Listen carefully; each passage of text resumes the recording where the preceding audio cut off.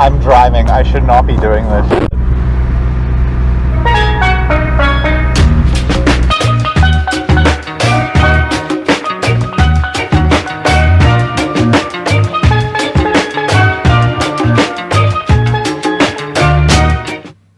Hello everyone. I've got two perspectives here of my laptop webcam, which probably looks like garbage, and then I have my phone as well, both kind of right next to each other. I was thinking of setting up like different angles, but I was like, I'm probably just gonna end up using my phone just for this anyways, because yeah, my webcam on my laptop really looks bad. I've got my cat here. Hey? Do you want to say hello to the video? You probably can't even see her. Ow! Julie! What? There she is. No, okay, she does not care about being in the video. So yeah, I'm here to talk about my European Film Festival experience. Goodbye. So this is my second time attending the festival, like, in person. I think it's my third time officially, like, kind of knowing about it. Like, I watched some of the online screenings way back in, like, 2021. But I attended last year, and I attended this year as well. And yeah, it's just a really great little festival in a place where I'm from, where, you know, we don't really get a lot of cool film festivals like this, so it's just like a really great and like fun experience. So basically, like, the whole idea of the European Film Festival is that it takes films from specific countries in Europe. So there's only one film per country. So this year I watched a film from France and a film from Spain and a film from the UK. So it like takes like these... It takes one film from many different European countries and showcases them at this festival. Only one. That's kind of the whole shtick, the whole gimmick of the festival. But even then, I still really like it, and I think it's a fun little idea, you know, to like show people films from across the globe that they may have never seen before. I'm a big advocate for doing things like that. I mean, hence why I spent so long making a 2022 video about all sorts of different films from everywhere, just to showcase people like these hidden gems that they may have never seen before. I just realized you're probably going to hear a lot of background noise from me being out here, but it adds to the ambiance. As I said, I actually attended the festival last year, but in that video, I was honestly kind of a bit mean-spirited, which, you know, I've grown a lot from a year, which is crazy to say. Dogs barking. But yeah, last year, like, I even made a video about it as well. But like, in that video, I was kind of a tad bit mean, and I don't think I fully appreciated this film festival for what it was, which it's just like it genuinely is just a really great film festival. Like, sure, last year I had a few problems, like there was times where subtitles weren't synced, and there was times that, you know, a film wouldn't start playing or something like that. So there were a few issues, but honestly, like, this year it ran perfectly and smoothly for everything that I went to go watch. And yeah, it is honestly just such a great idea that I truly appreciate so much. Especially, like I mentioned earlier, from an area and a country where, you know, we don't really get a chance to see a lot of like movies, especially in cinema, you know. Earlier in the year, I was waiting for Evil Dead Rise to get released in cinemas, and it didn't even get released here. Like, a big ass movie like Evil Dead Rise did not even get released here. So it's just like, it's dumb, you know. So I really do appreciate this festival as someone, you know, who loves movies and loves seeing them in cinemas. Yeah, so I feel like I really have to give some more praise to my experience from last year and even this year as well. Like, I got to see movies that I never heard about and would have never gotten to see ever if it hadn't been for this festival. Movies that I loved. I'll put some of the posters on screen. Like, all of these from both of these years that I've attended are movies that I loved and would have never gotten the chance to see in cinemas otherwise. So, European Film Festival, my favorite film festival from South Africa, honestly. Love it to pieces. It's fantastic. This year I actually got the chance to like meet a lot of cool people at the festival as well. I don't know if they want their names said publicly, but some people, if you're watching this, you know who you are. I'm sending you love. I'm sending you support. You outdid yourselves this year. Everything ran exceptionally, and I really appreciate the work that goes into the European Film Festival. So yeah, that's just my little spiel. And yeah, I hope you guys enjoy what I have to say about the films that I actually saw at the festival. So I started off the festival with watching Anatomy of a Fall from France, and I loved this so much. And it was definitely my favorite of the fest. Wish there was some more competition, but it's on them for screening this fantastic film so early on. Anatomy of a Fall is a highly engaging film that follows the investigation of a woman who is suspected to have murdered her husband. It is such a fantastic exploration of a familiar setup and even reveals and holds its information in a very engaging way.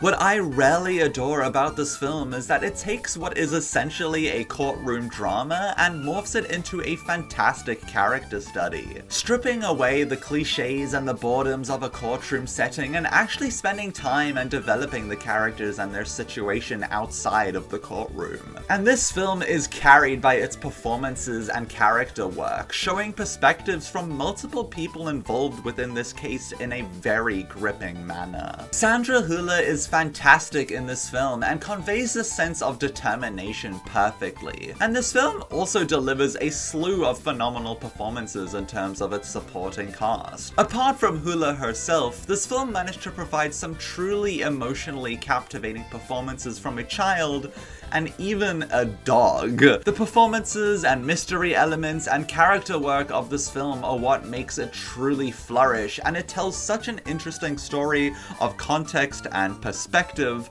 and is something that everybody should definitely check out. This film has been lingering in my mind ever since I watched it, and it's one that will certainly stick with you. Now, on day 2, I watched EO from Poland, and at some point during the festival, I watched Close from Belgium.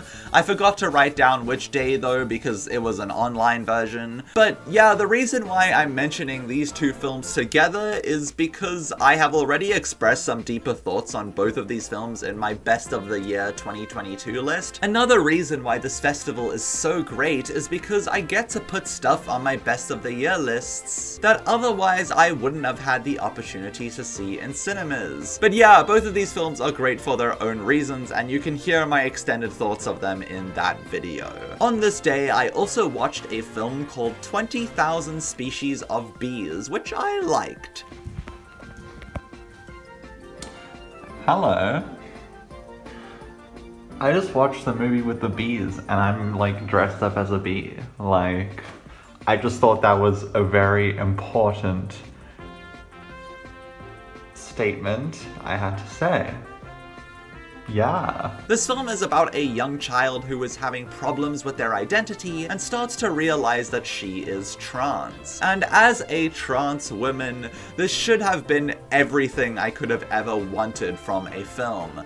But honestly, I personally didn't really connect to this film all too much. And that's not to say that it's a bad film at all. I just think it focused on the trans experience from a time in life where I didn't really experience those same emotions, if that makes sense. Let's just say when I was much younger, my brain was off doing some other random things, so there wasn't really much for me to attach myself to within this film. But that's okay. Everyone has their own experiences, and I'm sure there are numerous people that would absolutely love this film. Personally, I still really like this film's characters and how they handled the reveal of information, and it was really insightful to gain someone's experiences with identity at such a young age. This film is very confident in what it's trying to say and express, and while it didn't totally hook me in emotionally, I still found myself liking this film and obviously have a deep sense of appreciation for its existence. Now onto day 3, where I watched The Eight Mountains, which I also quite liked. I would say as a visual experience alone, this film is entirely worth it because goddamn it looks beautiful. The visuals really help capture the beauty of the locations, which play an important role to the story, and I loved a lot of the framing and cinematography. Everything about this film visually is just so immaculate, and the environment is showcased in such an intriguing way. In terms of the rest of the film, I did like the characters and the story, but I did feel that this went on way too long for my liking. I know that's probably just a personal gripe, but I did find my interest in the film wearing as it went on, unfortunately. But yeah, I'm sure this is just another case of it depends on the type of stuff that you like, and I'm sure a ton of people will very much appreciate and love this film.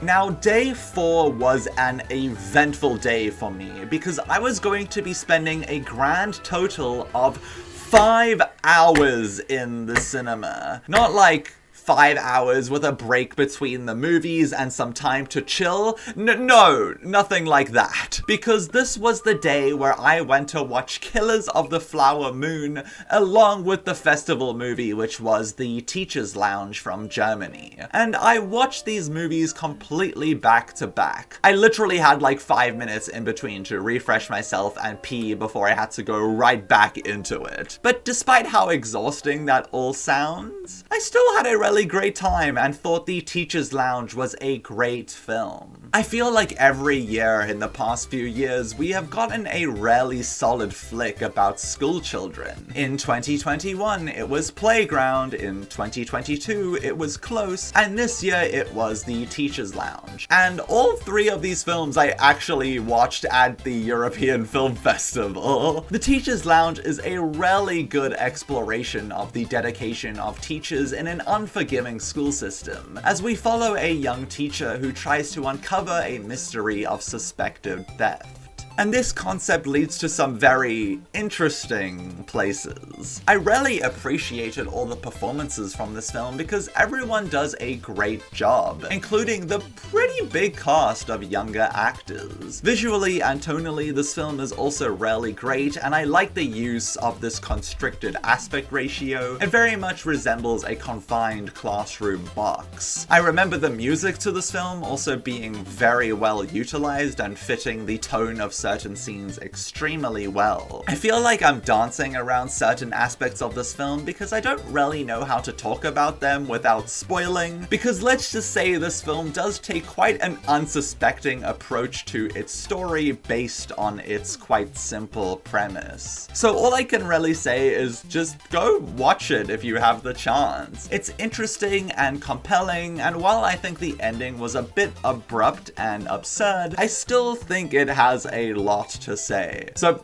yeah, great film. On day 5, I watched Neyola, and I wasn't really a big fan of this one. Maybe parts of that were because I was extremely tired from the previous day, but I just didn't really find myself engaged or personally resonating with this one. Half of this film was showcased in this fantastic 2D animated style that was very reminiscent of rock paintings and traditional African art, and it looked great and really hooked me into the film. But very swiftly we are revealed that the other half of the film is presented in this weird 3D cel-shaded form of animation, and it was just such a jarring contrast to the 2D animated style. The film even has a perfectly reasonable explanation as to why they are 2 separate animated styles, as it is swapping between different time frames, and the more modern aspects of the film are the 3D segments, and the segments set in the past casts are told in the traditional 2D style. And I think that is a really fun idea that the film just failed to utilize properly. I can imagine that a lot of that may be because of budgetary reasons. I can't imagine that this film had the most insane funding behind it, but I just wish the different styles of animation felt a bit more complementary and less jarring. It's just such a bummer because some of the 2D animation in this film is genuinely so impressive for a film of this small budget and scope. But besides all that, I also didn't really find myself connecting to a lot of the story or characters all that much, and was getting quite restless with the film's pace by the end despite it being very short. This was just a film that really didn't work for me by the end. It had a really intriguing opening and an impressive display of visuals at very specific points, but overall just yeah, not for me. And on the final day, I ended off the festival with watching the new Ken Loach film, The Old Oak, which was obviously from the UK. It was during this final day that I started to actually notice how much diversity this festival was attracting. When watching this film, I noticed that it had a primarily elder audience. When watching something like The Teacher's Lounge, the cinema was filled with German people. And when I watched Anatomy of a Fall, it was filled with, well, pretentious film snobs. As someone who is not the biggest fan of Loach's filmography, I did find myself enjoying The Old Oak quite a lot. My one friend described it as a sleepy film, and I honestly couldn't agree more. It does feel very sleepy and easy, but in a good way for me personally. It's simple and real with its characters and presentation, and it doesn't take a lot of effort out of the viewer in order to understand and experience, and that made a lot of this film very easygoing and digestible for me. It does have its emotional and sadder moments of the human experience that Loach is known for conveying, but what I quite liked is that this seemed to be a slightly more uplifting and cheery film from this director. This film essentially tells the story of a lonely bar owner who helps an immigrant family that has recently moved into his small villages with their struggles to befriend the locals and become a part of the community. Overall, this is just a great little slice of life film about relationships, community, and bringing people together, and I really enjoyed it.